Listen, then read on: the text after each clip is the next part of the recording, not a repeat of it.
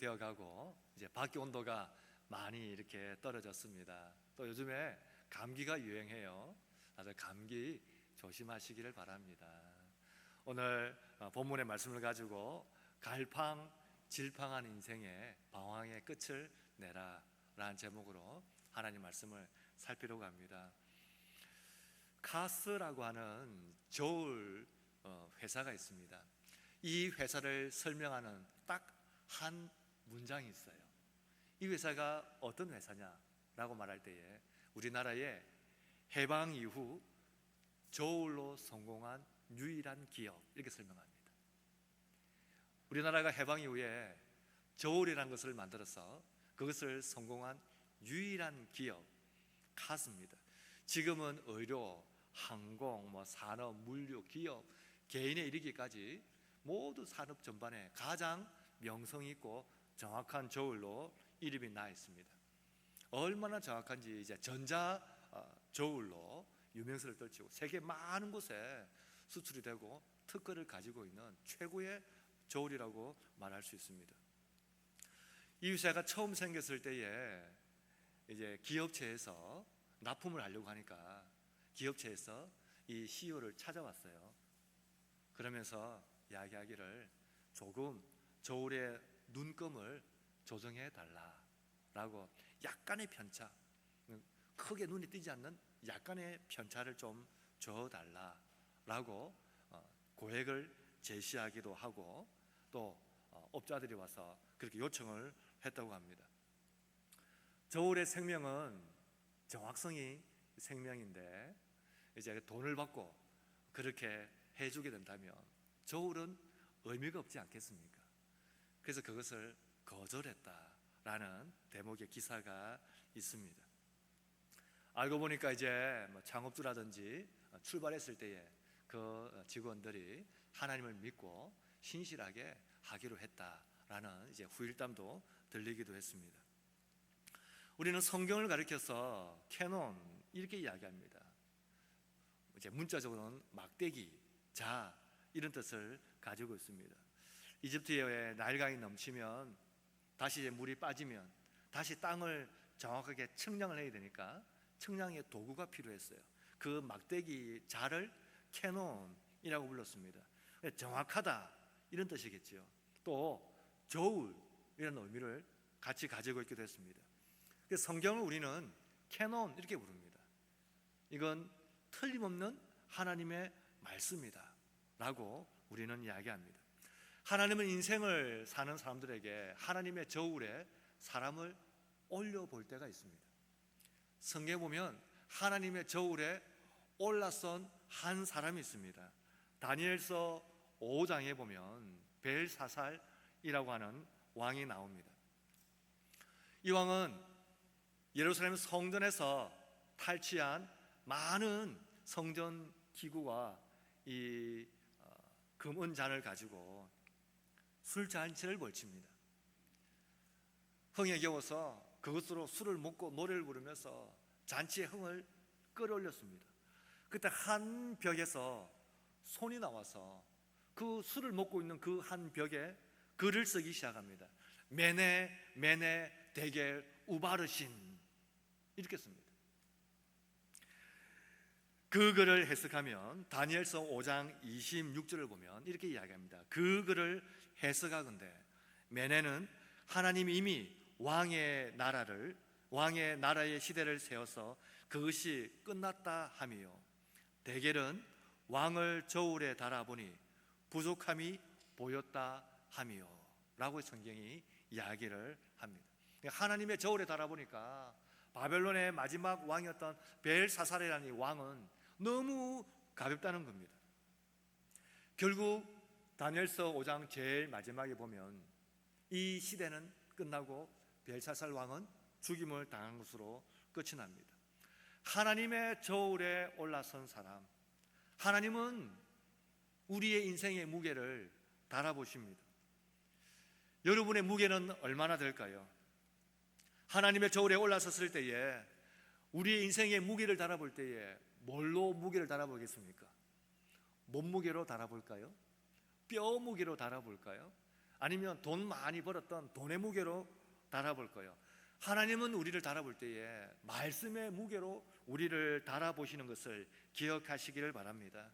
그래서 하나님은 외모를 보지 않고 중심을 보신다라고 말씀합니다. 가룟 유다는 멋지게 하나님의 일을 하고 싶었습니다. 입으로는 거창하게 떠들었습니다. 그런데 예수님을 팔아버리고 나가버렸습니다. 오늘 성경에 또 한 무게를 달아보니 참 부족한 한 사람이 나옵니다. 이 사람은 빌라도였습니다. 유대 지역을 관할하고 통치하는 총독이었습니다. 막강한 권한을 가지지 않습니까? 막강한 힘을 가지고 있습니다. 그런데 사람들의 이 아우성을 이기지를 못합니다. 18장 후반부부터 빌라도가 나옵니다. 빌라도는 예수님을 처음 봤을 때에 반역자 감도 아니고 밀란을 일으킬 감도 아니고 사람들과 함께 강도짓을 할 사람도 아니라는 것을 알았습니다. 몇 번 만나보고 이야기해 보니까 너무 약하고 이렇게 유약하고 외적으로 그렇게 강인한 것을 가지지 않은 그런 분이었습니다. 그래서 18장 38절을 보면 이렇게 이야기합니다. 나는 그에게서 아무 죄도 찾지 못하였노라. 그냥 이것으로 끝내자. 오늘 우리가 읽었던 19장에 들어오면 빌라도는 예수님을 때립니다. 옷도 갈아입히고 희롱하듯이 가시관도 씌우면서 그렇게 이제 물리적으로 몸을 상하게 만드는 일을 합니다. 그러면서 사람들이 이야기합니다. 이쯤 하면 되지 않았느냐? 예수님을 밖으로 데리고 나오면서 이쯤 하면 되지 않았느냐? 여기서 멈추자. 너도 만족하고 나도 만족하고 이 사람도 죽지 않고 적절한 선에서 여기서 그만두자. 우리가 나중에 읽겠지만 4절, 8절, 12절에서 빌라도는 계속 예수님을 놓아주려고 합니다. 근데 결국 유대인들의 아우성을 이기지를 못합니다. 그야말로 갈팡질팡 아닙니까? 오락가락합니다. 놓아주려 했다가 안 됐다가 했다가 안 됐다가 했다가 안 됐다가 예수님은 아무 말씀 없이 그 자리에 서 계십니다. 오늘 우리는 이 모습을 보면서 예수님 앞에 서 있는 한 인간 빌라도의 모습을 바라보십시오. 총독의 자리지만 그의 인생은 아무 갈피를 잡지를 못합니다. 무엇이 옳고 그른지도 판단하지를 못합니다. 그가 시도했던 모든 일은 다 실패하고 맙니다. 그래서 오늘 우리는 예수님 앞에 서 있는 한 인간 빌라도를 보면서 우리의 모습을 발견하시길 바랍니다. 여러분, 삶은 뭘까요? 여러분, 인생은 사람을 좀 잘 안다고 노련하다고 인생을 잘 풀 수 있을 것 같습니까? 그렇지 않습니다. 삶은 노름미로 풀어지지 않습니다. 사방이 다 막혀보셨습니까? 사람이 노련하다고 그것을 잘 풀 수 있을까요? 그렇지 않습니다. 빌라도는 내가 총독이고 내가 사람을 다룰 수 있고 내가 제압할 수 있고 나도 손해보지 않고 너희도 손해보지 않고 누구도 손해보지 않는 가장 적절한 선, 적당한 선에서 모든 일을 마무리 지을 수 있어. 이게 빌라도의 모습이었습니다. 그러니 예수님을 풀어주고 싶었지만 말이 막혀버리니까 19장 1절에서 3절을 보면 옷을 갈아입히고 가시관을 씌우고 그리고 때리면서 예수님을 밖으로 데리고 나옵니다. 이렇게 이야기합니다. 4절, 빌라도가 다시 밖에 나가 이르되 보라, 이 사람을 데리고 너희에게로 나오나니 이는 내가 그에게서 아무 죄도 찾지 못하였다라고 이야기합니다. 뭘 말할까요? 이 정도 피투성이를 만들었으면 되지 않았냐? 이 정도 피투성이를 만들었으면 나도 할 만큼 했고 너희들도 이 피를 보면 만족하지 않느냐? 그러니 여기서 모든 것을 멈춰자. 나도 밀라라는 말 듣기 싫고 너희도 싫어하는 사람 피투성이를 만들었으니 그냥 여기서 멈추자라고 이야기합니다. 나중에 4절, 8절, 12절, 4절, 6절, 12절을 보면 빌라도는 계속해서 이야기합니다.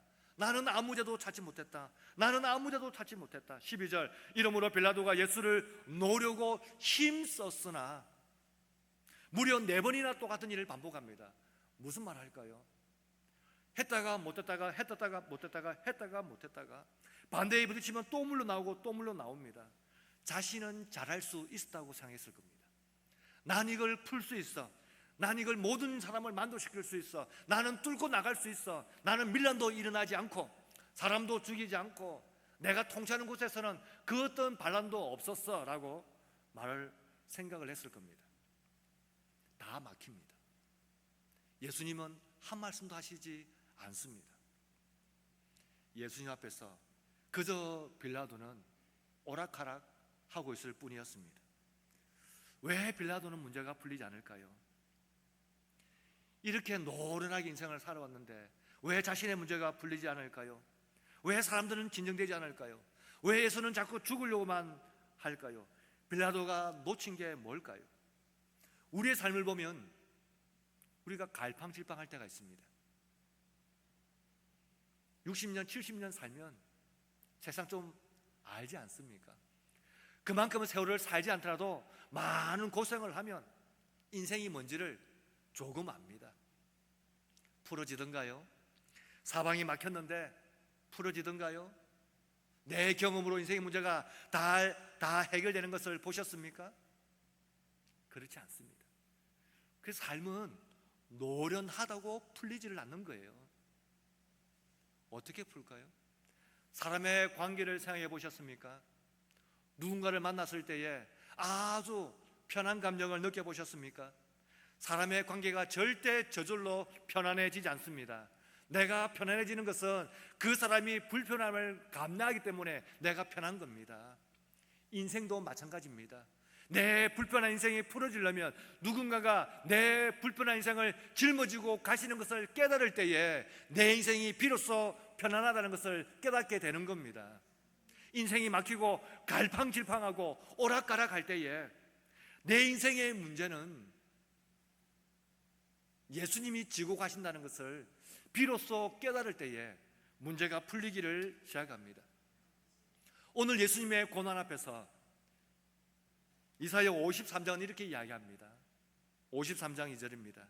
그는 주 앞에서 자라나기를 연한 순 같고 마른 땅에서 나온 뿌리 같아서 고운 모양도 없고 풍채도 없은즉 우리가 보기에 흠모할 만한 아름다운 것이 없도다. 그는 멸시를 받아 사람들에게 버림받았으며 강고를 많이 겪었으며 질고를 아는 자라.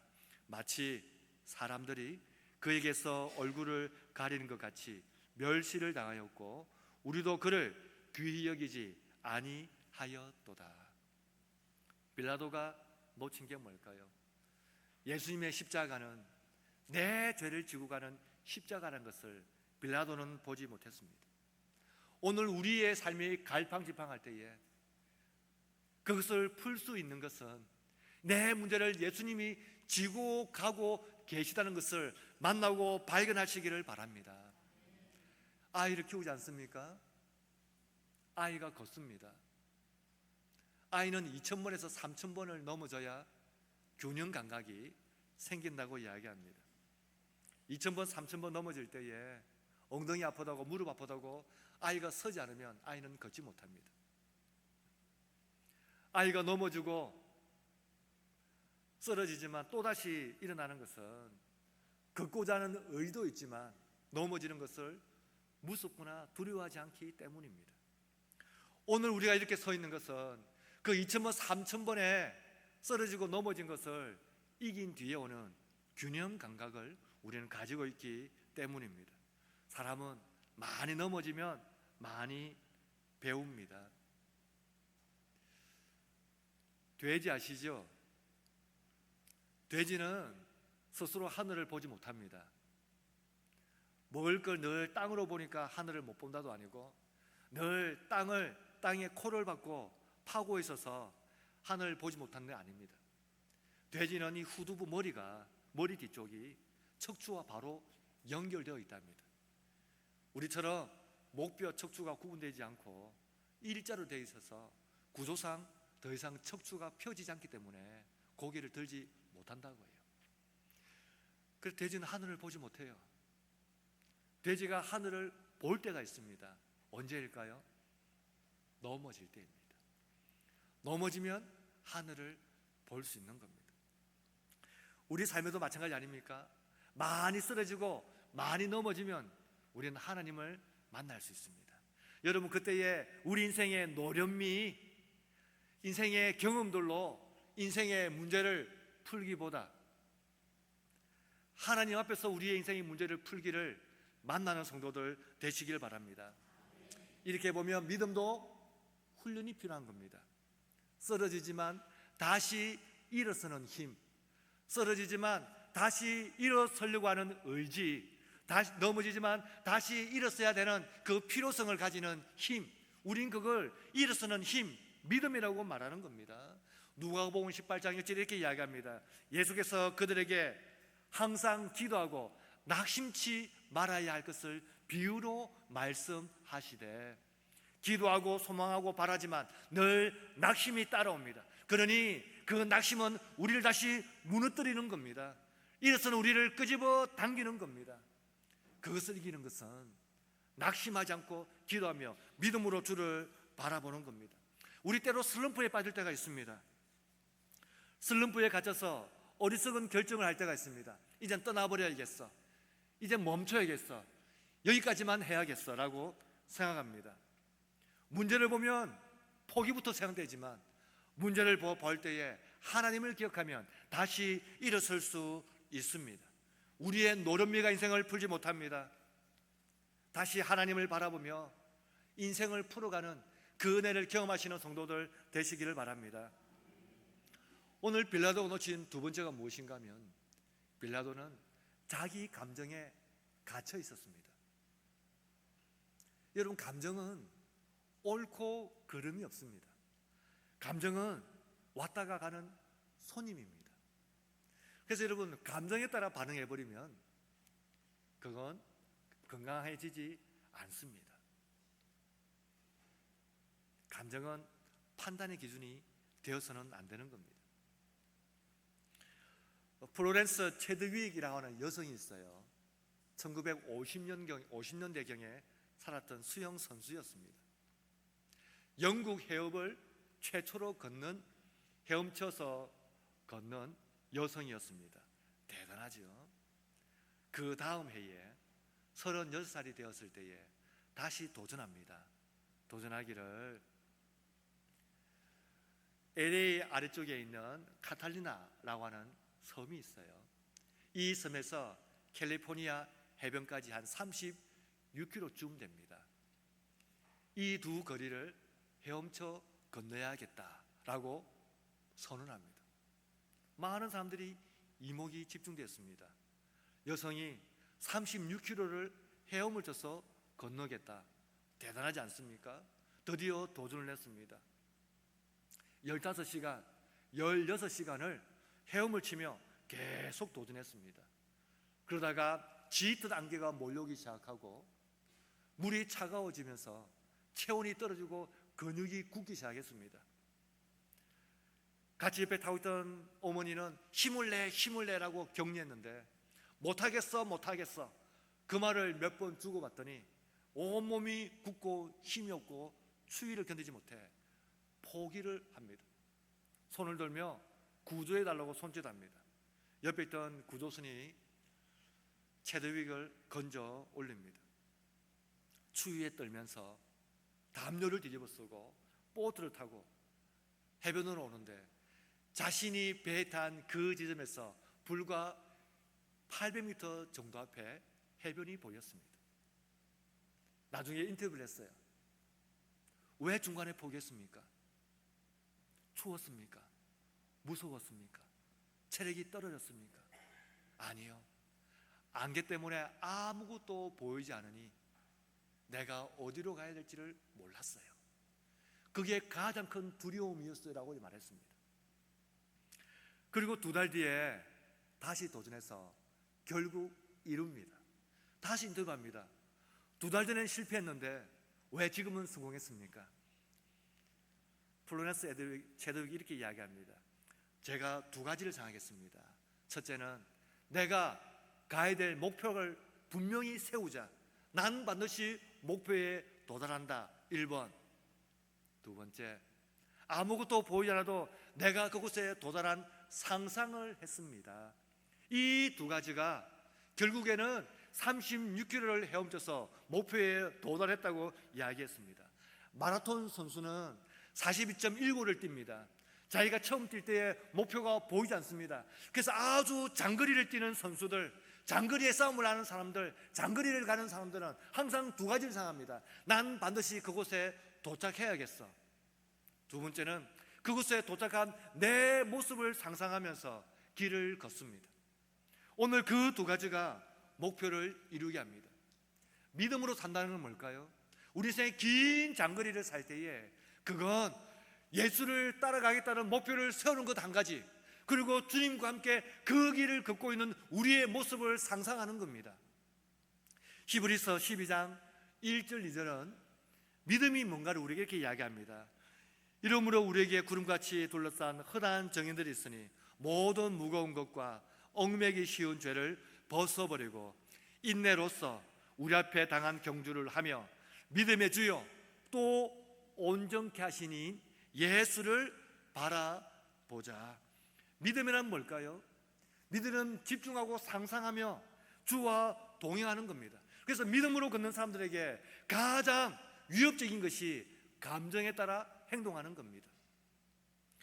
그래서 감정은 옳고 그름이 아니라 우리를 구름텅이로 빠뜨립니다. 예수님 앞에 선 빌라도를 볼까요? 빌라도에게는 옳고 그름이 없었습니다. 지금 이 사람을 지배하는 것은 감정이었습니다. 6절에 대제사장들과 아리 사람들이 예수를 보고 소리질러 이르되 십자가에 못 박으소서, 십자가에 못 박으소서 하는지라. 빌라도가 이르되 너희가 친히 데려다가 십자가에 못 박으라. 나는 그에게서 죄를 찾지 못하였노라. 그리고 7절 다시 8절을 보면 빌라도가 이 말을 듣고 더욱 두려워하여. 지금 빌라도에게 찾아온 게 무엇입니까? 두려움이었습니다. 사람에 대한 두려움, 말에 대한 두려움, 내 결정에 대한 두려움. 빌라도는 자기 감정에 갇혀서 무엇이 옳고 그른지를 구분하지 못한 채 그저 왔다 갔다를 반복하며 유대인들이 소리 지르면 예수님께 왜 말이 없느냐, 예수님 말이 없으면 다시 나가서 이 사람은 죄가 없다, 소리 지르면 다시 들어와서 왜 말이 없느냐, 이것만 반복하고 있을 뿐입니다. 빌라도는 자기 감정에 갇혀서 어떤 것도 결정하지 못한 채 그저 왔다 갔다 할 뿐입니다. 오늘 우리가 본 성경의 예수님은 침묵하십니다. 빌라도가 묻는 어떤 질문에도 답하지 않습니다. 오직 한 말씀, 하나님이 허락하지 않으시면 너희가 어떤 권세도 가질 수 없어. 예수님은 감정에 따라 움직이지 않습니다. 예수님은 빌라도의 질문에 침묵하실 때마다 사람들의 말에 일일이 반응하는 것이 아니라 예수님의 침묵은 하나님의 말씀의 반응이었습니다. 이사야 53장 7절을 보면 예수님이 왜 침묵하신지를 말씀합니다.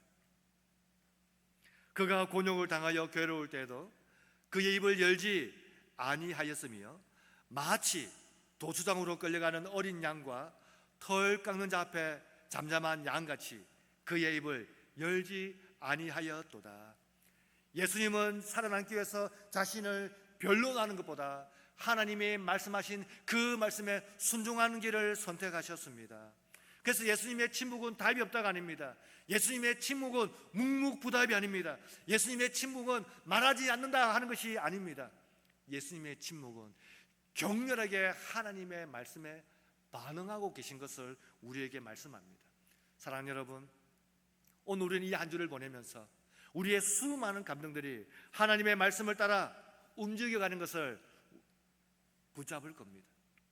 그때마다 감정이 앞서는 것이 아니라 하나님의 말씀을 따라 하나님께 목표를 세우고 믿음의 목표를 세우고 그 걸음을 걷는 성도들이 되시기를 바랍니다. 마태복음 27장을 보면 이 재판 과정에 빌라도는 손을 씻습니다. 손을 틉니다. 나는 이 결정과 아무런 상관이 없다. 나는 어떤 책임도 지지 않는다. 그는 그렇게 자기를 설명했지만 종교적인 사람들 앞에서 흔들리는 그의 모습을 오늘 우리에게 이야기하고, 오늘 그가 내린 결정은 우리가 매 예배 때마다 드리는 사도신경에 본디오 빌라도 앞에서 고난을 당하셨다고 우리는 날마다 그때 그 순간을 떠올리며 기억합니다. 오늘 빌라도를 보면서 이런 생각이 듭니다. 우리는 그렇지 않을까요? 우리도 주어진 상황에 맞닥뜨리다 보면 사실을 보기보다, 믿음을 보기보다, 하나님 말씀을 보기보다 그저 우리 마음이 요동치고 걷잡을 수 없고 빌라도처럼 힘을 가졌지만 오락가락하고 아무것도 판단할 수 없는 그런 우유부단함이 우리 가운데도 남아있을 겁니다. 어떤 분이 말씀하셨어요. 신앙생활이 뭡니까? 했더니 신앙생활은 하나님을 기억하는 것이다 라고 말씀한 분이 있습니다. 그 말씀을 공감합니다. 신앙은 하나님을 기억하는 겁니다. 말씀을 기억하고 은혜를 기억하는 겁니다. 이 한 주간 살면서 감정에 그렇게 모든 것이 다 무너지는 것이 아닌 하나님의 말씀을 기억하시는 성도들이 되시기를 바랍니다. 이 한 주간 살 때에 우리의 노련함이 문제를 풀지 않습니다. 하나님 은혜가 필요합니다.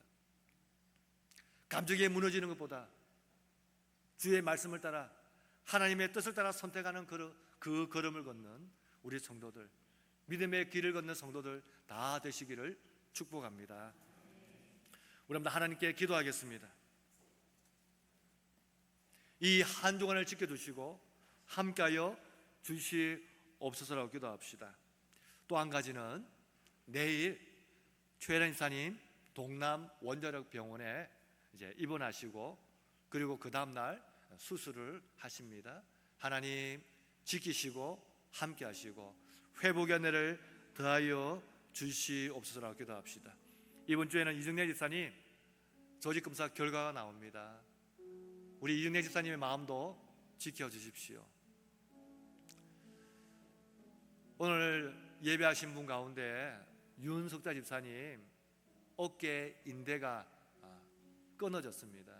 오랫동안 참으며 일했는데 그 부분도 수술하려고 해요. 하나님께서 지키시고 함께 하시고 성도들을 축복해 주시옵소서. 자신의 믿음과 성도들 위해서 우리 주 모여 주 하나님께 기도하겠습니다. 주여, 하나님 아버지 은혜를 감사합니다. 주여 우리를 도우소서, 인도하소서, 함께하여 주시옵소서. 하나님 믿음으로 살기를 원합니다. 말씀을 따라 살기를 원합니다. 성령의 은혜를 따라 살기를 원합니다. 감정에 무너지는 것이 아니라 말씀을 따라 나아가기를 원합니다. 하나님 우리를 도우소서. 특별히 하나님 아버지 노련미가 문제를 풀지 않습니다. 하나님의 귀한 뜻을 발견하게 하여 주시옵소서. 하나님 사랑하는 성도들의 믿음으로 이 한 주간을 승리하기를 원합니다. 특별히 성도 중에 최일환 집사님 내일 입원하고 모레 수술을 앞두고 있으니 지켜주시고, 이정래 집사님을 지켜주시고, 윤석자 집사님을 지켜주시고, 하나님 병석에 있는 김현성 군사님과 김지수 집사님과 하나님 몸이 약한 많은 성도들을 붙잡아 주시고 인도하여 주시고 함께하여 주셔서 주께서 회복과 치유와 은혜를 내려 주시옵소서. 하나님 아버지 믿음으로 살기를 소원하고 갈팡질팡한 인생, 답을 내리지 못한 인생, 하나님과 함께 하셔서 주님 바라보게 하여 주옵소서. 이번 주도 보낼 때에 이렇게 저렇게 앞뒤가 막히고 발만 동동 굴리고 이렇게 해도 안 되고 저렇게도 안 되는 일 만날 때에 그 길을 선하게 열어 주시옵소서. 오늘 예배 중에 심령이 상하고 마음이 상하고 육신이 상한 성도 있다면 하나님의 치유의 은혜를 내려주셔서 회복하고 나음을 덧입게 하여 주옵소서. 살아나는 성도들, 수술을 앞두고 병석에 있으며 상한 육신을 얻고 기도하는 성도들 많이 있으니 주님의 성령이 역사하여 주시옵소서. 예수님의 이름으로 기도드립니다. 아멘. 520장 찬송하겠습니다.